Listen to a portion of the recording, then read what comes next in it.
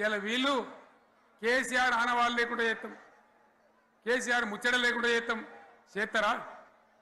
ఇవాళ మనం కూడా సభ పెట్టుకుంటే ఎన్ని అడ్డంకులు దానికి. ప్రైవేట్ స్కూళ్ళు బస్సులు ఇస్తే వాళ్ళకు నోటీసులు ఇవ్వడం, అడుగడుగున ఆర్టీఏ అధికారులను పెట్టి పోలీసులను పెట్టి ట్రాఫిక్లు జామ్ చేయడం. ఇప్పుడు కూడా సభకు రావాల్సిన వాళ్ళు 1,50,000 మంది బయటనే ఆగిపోయింది.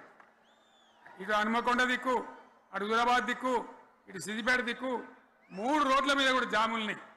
నేను అడిగిన నాయకులు ఏంది అంటే ఇబ్బంది అవుతుంది సార్, రానిత్తలేరు, మధ్యలో ఇబ్బందులు కలిగిస్తున్నారు, కొన్ని లారీలు తెచ్చి అడ్డం పెట్టాను పనికిమాలని అని చెప్పి జామ్ అయిపోయి అక్కడనే ఆగిపోయింది. నేను అన్న ఇంకో అర్ధగంట ఆగి మాట్లాడదామంటే మా వాళ్ళంతా ఉండి లేదు మనోళ్ళు దూరం పోవాలి, ఇక రానోళ్ళు ఎట్లా అందరూ మనం మాట్లాడి సభ ముగించాలని చెప్తే నేను వేదిక మీదకి వచ్చిన. ఇన్ని అడ్డంకులు ఇంత కడుపు ఆపుతారా? బీఆర్ఎస్ సభలను ఆపుతారా? ఈ ప్రపంచనాన్ని ఎవడాపుతాడు?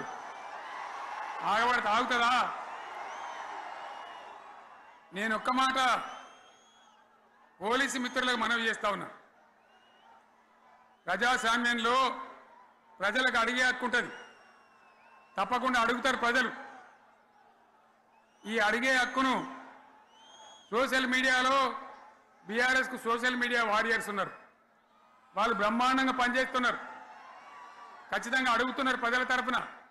ఇంత అన్యాయం జరుగుతుంటే చూడలేక సోషల్ మీడియాలో పనిచేసే తెలంగాణ బిడ్డలు ఇది ఏమన్యాయమే ఎట్లా అని చెప్పి ప్రభుత్వాన్ని ప్రశ్నిస్తూ ఉన్నారు, ప్రజలకు మద్దతుగా నిలబడతా ఉన్నారు. వాళ్ళ మీద కేసులు, వాళ్ళని పట్టుకపోవడు. పోలీస్ సోదరులను నేను అడుగుతా ఉన్నా, మీరెందుకు దునుకులాడుతుండ్రే? మీకేమక్కడ వచ్చింది? మీకు ఒక్కటి చెప్తున్నా నేను, గ్యారంటీగా పోలీసు మిత్రులారా, ఇవాళ పోయి రాత్రి మీ డైరీలలో రాసుకోండి, మీ డైరీలలో రాసి పెట్టుకోండి. 100కు 100% ఇలా తెలంగాణ చెలరేగిన పరిస్థితికి మళ్ళా వచ్చేది బీఆర్ఎస్ గవర్నమెంటే. అది ఎవరు కూడా ఆపలేడు, అది ఎవరి తరం కాదు, ఎవరి వశం కాదు. మీకు తెలియదా?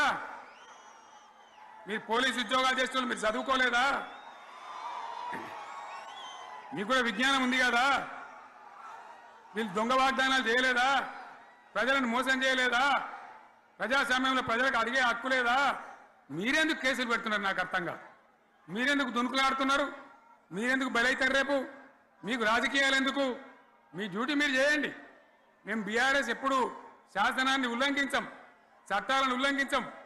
అయినా నేను ఒక్క మాట మళ్ళీ చెప్తా ఉన్నా, మీకు ఆల్రెడీ చెప్తా ఉన్నారు పార్టీ నుంచి, ఎక్కడ ఎవరిని మీ మీద అన్యాయం కేసులు పెట్టినా మన టీఆర్ఎస్ లీగల్ సెల్ వీరులు ఉన్నారు, మీరు భయపడే అవసరం లేదు. న్యాయస్థానాలని అక్కడ పోరాటం చేద్దాం. మీకు అండగా కేసీఆర్ ఉంటాడు, బీఆర్ఎస్ ఉంటుంది, అందరం ఉంటాం. ఇక ఈడికెళ్ళి నేను కూడా ఊకోను, నేను బయలుదేరతా. యాందాకైనా మంచిదే, ఎవరెవరి సంగతి ఏందో, ఎవరైనా లెక్క ఏందో అన్ని కూడా లెక్కలు తీద్దామని మనవి చేస్తా ఉన్నా. ఈ రకంగా మనం ముందు పోవాలి. ఒక్క మాటలను ఉన్నదా?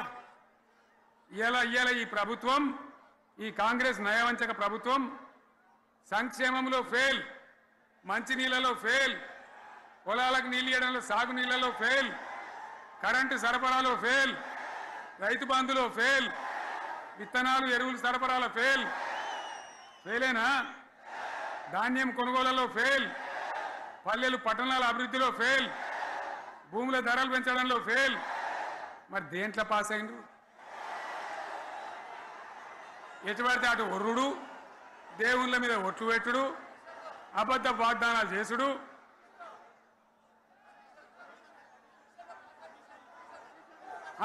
కమిషన్ అట 20-30% కమిషన్లు తీసుకున్నాడు, సంచులు నింపుడు, సంచులు మోసుడు. అంతేనా? కరెక్టేనా ఈ మాట? అన్నా కరెక్టేనా? నేను చెప్పి అన్ని ఫెయిల్ అయిందా ఈ ప్రభుత్వం? నిజమైతే ఒకసారి చేతులు లేవటరు, దయచేసి స్టేజ్ మీద లేవటరా? ఫెయిలేనా? ఈ మాట 20% 30% కమిషన్లని నేను అంటలేను. ఎవరన్నారు?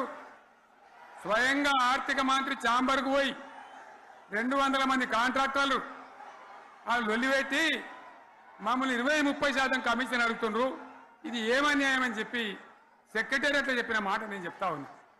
ఈ విధంగా మాజీ సర్పంచులు పాపం వాళ్ళు పనిచేసిన మా బిల్లులు ఇవ్వమనంటే వాళ్ళ గోస ఉచ్చుకుంటా ఉన్నారు.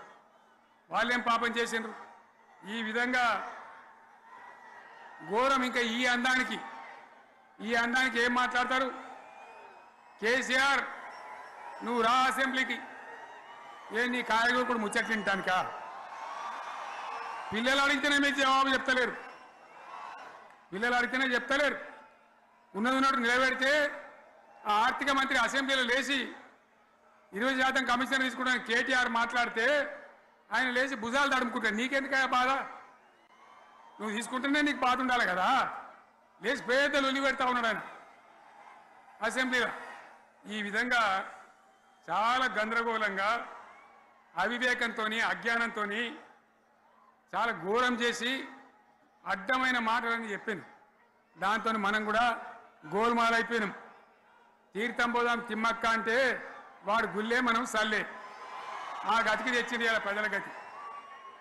మరి మనం కూడా ప్రజలు కూడా ఆలోచన చేయాలి. ఆవేశం కాదు. గాడిదలకు గడ్డేసి బలరకు పాల్పడితే వస్తాయా? మరి ఇప్పుడు ఏం చేయాలో ఆలోచించాలి. ఓ తమ్ముడు అన్నాడు హైదరాబాద్లో, ఆయన ఇల్లు కూడా కొడితే, కేసీఆర్ అన్నా యాడున్నావు, నువ్వు రావాలి. కత్తి వాంచేతలు పడితే యుద్ధం నన్ను చేయమని పడుతుంది. అంతేనా? ఇది కూడా విచారిస్తారు ప్రజలు. మీకు అర్థం కావాలని నేను చెప్తా ఉన్నా. అందుకే ఓడగొట్టుకున్న కాడనే వెతుక్కోవాలి. మీ వెంట బీఆర్ఎస్ ఉంటుంది, మీ వెంట కేసీఆర్ ఉంటాడు. 100% మళ్ళా తెలంగాణ విజయం సాధించాలి. గులాబీ జెండా ఎగిరేయాలి. అద్భుతమైన తెలంగాణను మళ్ళీ సాధించాలి. ఇక బీజేపీ కథ 11 ఏళ్ళ రాజ్యం చేయబట్టి తెలంగాణకు 11 రూపాయలు ఇచ్చిండ్రా? వాటిదే బబ్రాజమానం భజగోవిందం. శుష్కప్రియాలు శూన్యాస్తాలు తప్ప ఏమి ఇయ్యలే.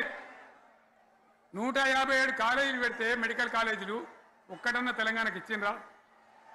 ఒక ప్రాజెక్ట్ కన్నా జాతీయ హోదా ఇచ్చిండ్రా? ఇక కాంగ్రెస్ వాడు ఇట్లా అంటే బీజేపీ వాడు అట్లా. ఏది లేదు. ఇక ఉల్టా మనయే ఖమ్మంలో 7 మండలాలు గుంజుకున్నారు. సీలేరు ప్రాజెక్టు గుంజుకున్నారు. నరేంద్ర మోడీ మాట్లాడతాడు.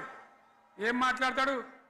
తెలంగాణ వచ్చిందిరా అని తెలంగాణలో సంతోషపడితే తల్లిని చంపి బిడ్డను బతికించిండ్రు అంటాడు. ఎన్నోసార్లు అంటాడు, ఒక్కసారి కాదు. ఈ విధంగా అది కూడా మనం వెనకొచ్చేది కాదు. ఈ సందర్భంలో ఒక మాట బీజేపీ అంటే నాకు జ్ఞాపకం వచ్చింది. ఇవాళ కేంద్ర ప్రభుత్వం కగార్ అనే ఆపరేషన్ పేరు మీద ఛత్తీస్గఢ్లో యువకులను గిరిజనులను ఊచకోత పోతా ఉన్నారు.